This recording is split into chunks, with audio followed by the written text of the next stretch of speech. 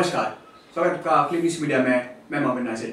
हमारे कार्यक्रम राजनीति पर चर्चा सीजन 1 में आज के हमारे खास मेहमान हैं, व्यक्ति विशेष है हाजी सलीम भाटी जी, जो जनता दल सेक्युलर के मुंबई के वर्किंग प्रेसिडेंट है। सर बहुत बहुत स्वागत है आपका। और सर अपने बिंदास बोल और बेबाक अंदाज ले जाने जाते हैं। सलीम जी, पहले तो बहुत बहुत शुभकामनाएं आपका कि कर्नाटक में आपका सरकार बना और आज जनता दल सेक्युलर कर्नाटक और केरला में भी है जी सर, दोनों जगह। और रिसेंटली आप बने कर्नाटक में और काफी अच्छे से आपकी सरकार वहाँ पर लीड कर रही है जी। धन्यवाद सर। मुंबई के लिए क्या प्लान ऑफ एक्शन रहेगा आपका? अभी मुंबई में हम लोग कांग्रेस से बातचीत चल रही है और समविचारी पार्टियों से बातचीत चल रही है। जो कांग्रेस ने पहले कहा था कि हम लोग अकेले चलेंगे, क्षेत्रीय पार्टी को खत्म करेंगे, तो हमको खत्म करने के चक्कर में कांग्रेस खुद खत्म हो गई है जी। तो अब कांग्रेस भी नहीं चाहती कि हमको कहीं छोड़े। तो कर्नाटक में हमारा 50-50 भी हो गया है और बंबई में हमारे को उनकी 3 से 4 सीट छोड़ने की तैयारी है। हम एमपी तो नहीं मांग रहे, मेंबर ऑफ पार्लियामेंट नहीं मांग रहे यहाँ पे मुंबई में, लेकिन मेंबर ऑफ पार्लियामेंट हम महाराष्ट्र में एक मांगेंगे। और 10 से 15 सीट हमारा ऐसा प्रोग्राम है कि कांग्रेस हमारे लिए छोड़ देवे।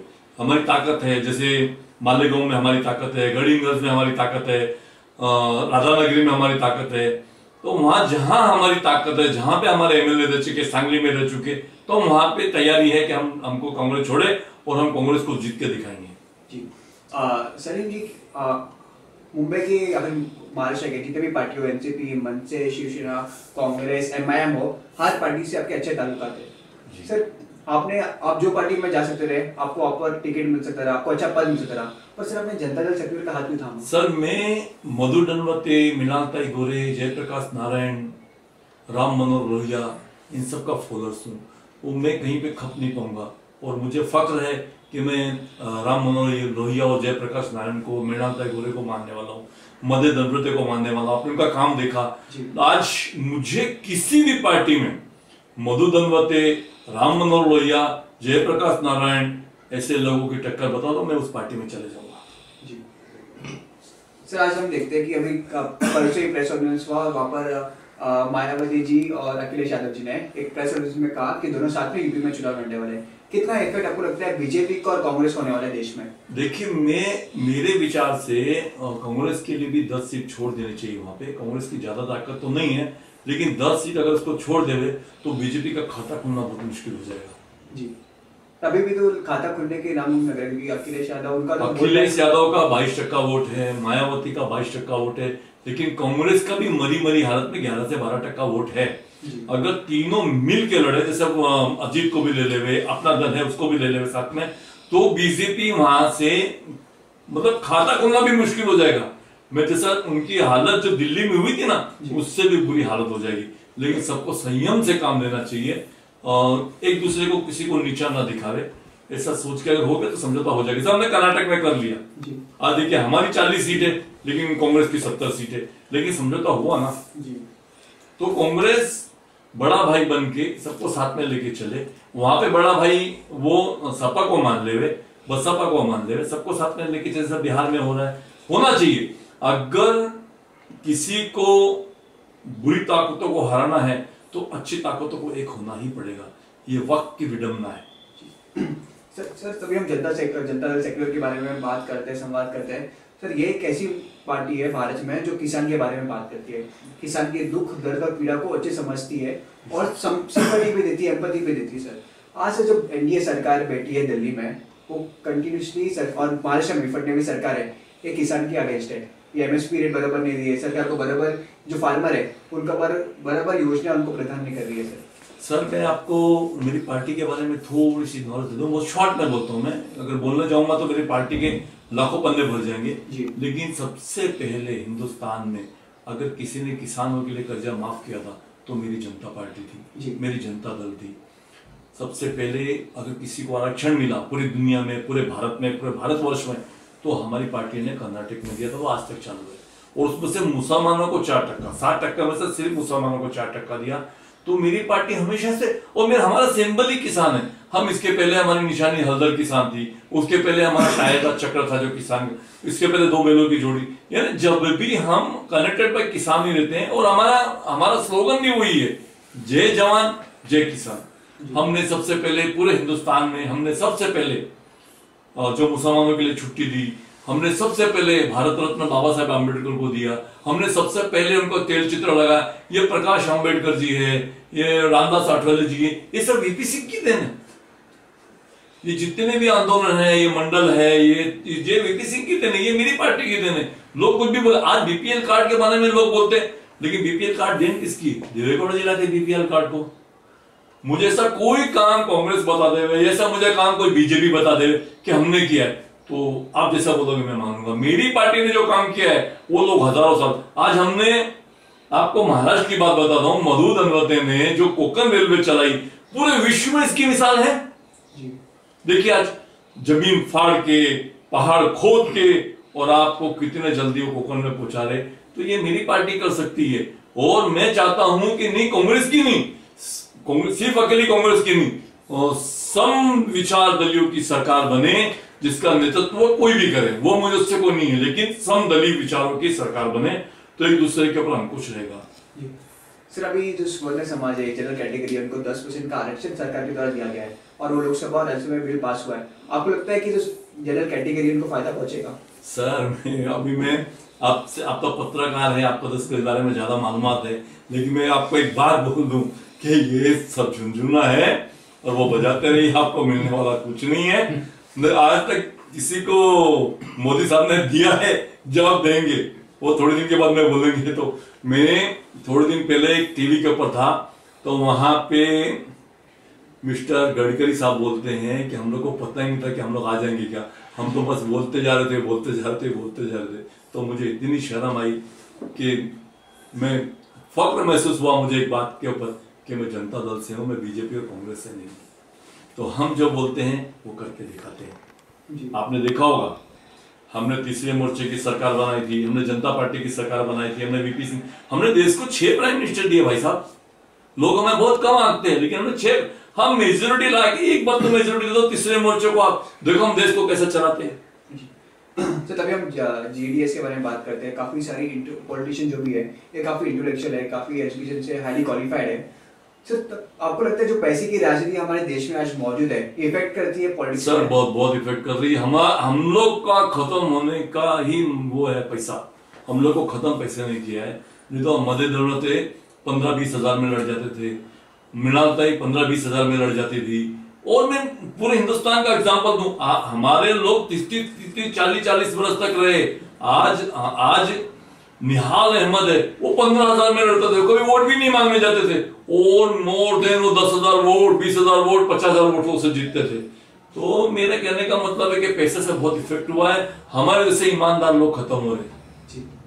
सर, आप भी राजनेता हो और बीजेपी वाले भी राजनेता है, कभी आप लोग का मुलाकात होता है, कोई कार्यक्रम है? अब जी सर, सभी हमारे पैर छूते हैं, वो हम लोग को गुरु मानते हैं, वो मृणालताई को आदर्श मानते हैं, वो मधु दनवते को आदर्श मानते हैं, और राम मनोहर लोहिया और जयप्रकाश नारायण को आदर्श मानते हैं। बाद में उनके अंदर की राजनीति क्या है, आई डोंट नो। नहीं सर, कभी ऐसा आपने पूछा उनको, जो अमित शाह जी और नरेंद्र मोदी जी ये जो जुमलेबाजी करते थे, ये जुमलेबाजी कभी खत्म होगा?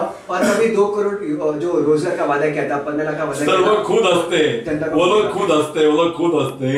लोग खुद हंसते हैं, देश को उलझाया जा रहा है, उनको पता है सब चीजों का, लेकिन उनकी भी मजबूरी जावे का। हमने तो दरवाजे बंद कर रखे, कम्युनल के लिए हमारे कोई जगह नहीं, हमारे यहाँ कोई सेकुलर ही आ सकता है, कम्युनल के दरवाजे बंद कर दिए। और लगभग कांग्रेस भी सेकुलर ही पार्टी है, तो उसने भी कम्युनल के लिए दरवाजे बंद किए। तो उनको एक ही बस्ती है, वो आरएसएस, बीजेपी, बजरंग दल वहीं देखेंगे।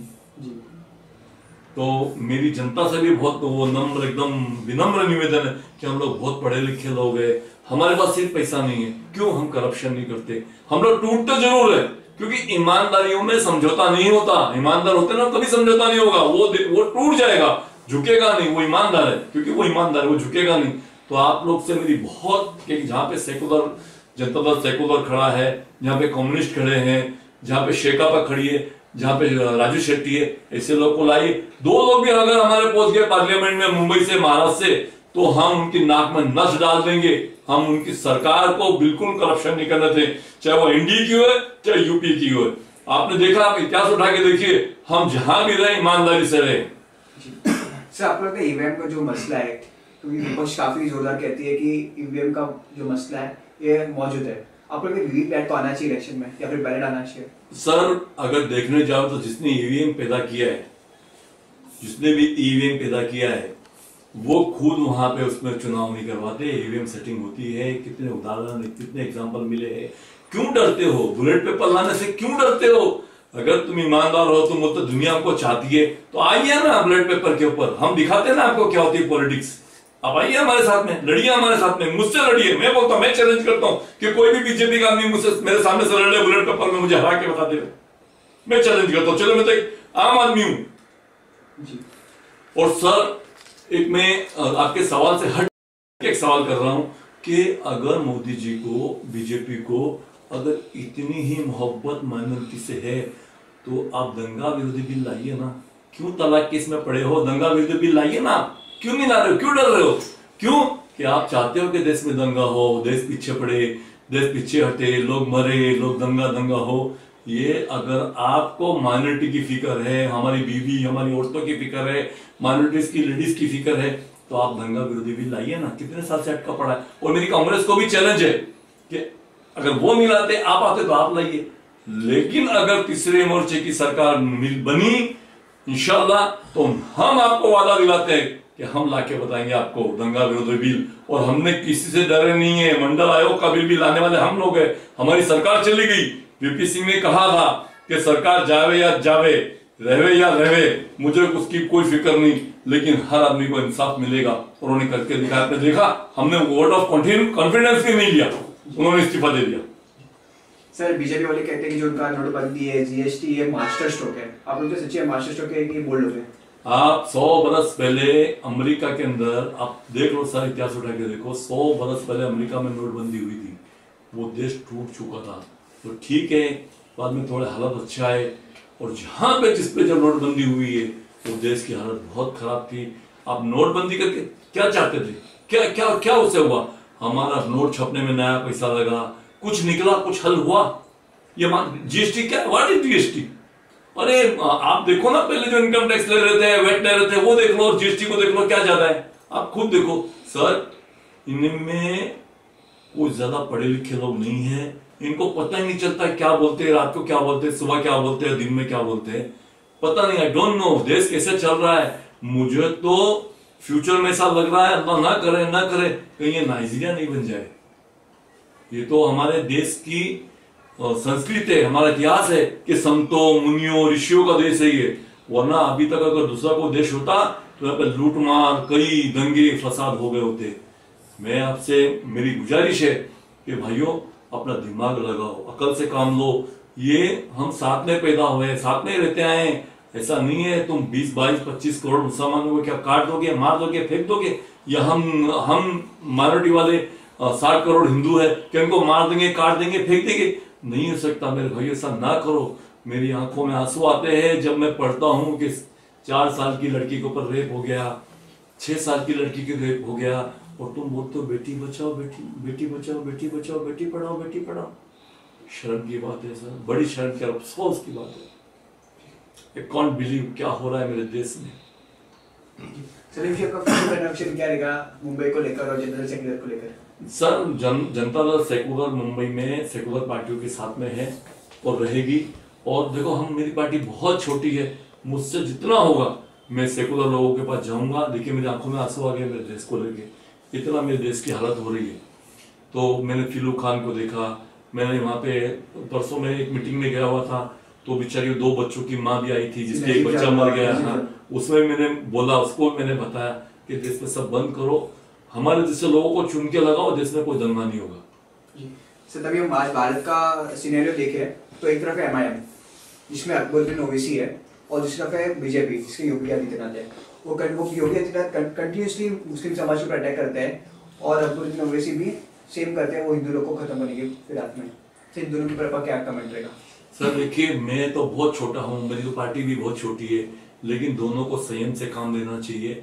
दोनों को बिल्कुल, मैं तो कहूँ एक जजेस लाइए, जो जिसके खिलाफ बोले उसको लैंप पोस्ट पे लटका के फांसी दीजिए, चाहे वो मैं हूँ, चाहे वो अकबरुद्दीन ओवैसी हो, चाहे योगी आदित्यनाथ हो। कोई देश की भलाई के लिए कोई बोलेगा, कोई दूसरे के लिए कमेंट नहीं करेगा। ऐसा हम चाहते कानून बने। सर क्या लोकसभा अभी आम चुनाव है, कितना सीटों पर जेडीएस महाराष्ट्र में लड़ने वाली है? मुंबई में? महाराष्ट्र में, मुंबई में कोई सीट नहीं मांग रहे हैं, मुंबई में हमारी ताकत नहीं है। महाराष्ट्र में एक सीट मांग रहे हैं हम लोग, और वैसे ऑल इंडिया पे कम से कम एक 60 से 70 सीट मांग रहे हैं हम लोग। और उसमें तो हम लोग मोर देन कर्नाटक में तो पूरी की पूरी सीट पर जितनी भी हमको सीट मिलेगी, चाहे 15 मिले, 13 मिले, 14, हम पूरी साफ कर देंगे। केरला में हमको 2 सीटें, वो 2 की 2 ले लेंगे हम लोग। और अदर स्टेट में राजस्थान में 1 मांग रहे हैं, मध्य प्रदेश में 2 मांग रहे हैं। जो हमको जो मित्र पक्ष जो देगा हम उसके ऊपर सेटिस्फाई है, और हम अच्छी ताकत से हम पहुंचेंगे वहां पे। सर आखिर में जनता क्या सूचना, क्या संदेश, क्या पैगाम सलीम जी आप करेगा? मेरे देशवासियों से मेरा एक निवेदन है, सेकुलर ताकत को लाइए, जैसा आपने राजस्थान में किया, जैसा आप मध्य प्रदेश में किया, जैसा आपने कर्नाटक में किया, जैसा आपने छत्तीसगढ़ में किया। सेकुलर ताकत को जिताइए। हिंदू मुसलमान ये भेदभाव ये सब छोड़िए, कोई दलित कोई ईसाई, ऐसा नहीं, हम सब भाई भाई है। ये मेरा संदेश देश के लिए है। मेरी शुभकामनाएं हैं नए साल के लिए, और नए जो एमपी आने वाले उसके लिए, क्योंकि 17 अप्रैल में हो जाएगा हमारे पार्लियामेंट का। तो मेरा सबके लिए यही संदेश है, सब जन सुखाए, सब जन हिताए, यही जनता दल का संदेश है। न भ्रष्टाचार, न भूख, न भय, जनता दल की जय। धन्यवाद सलीम जी कि अपने कीमती समय में से हमें समय दिया, बहुत धन्यवाद।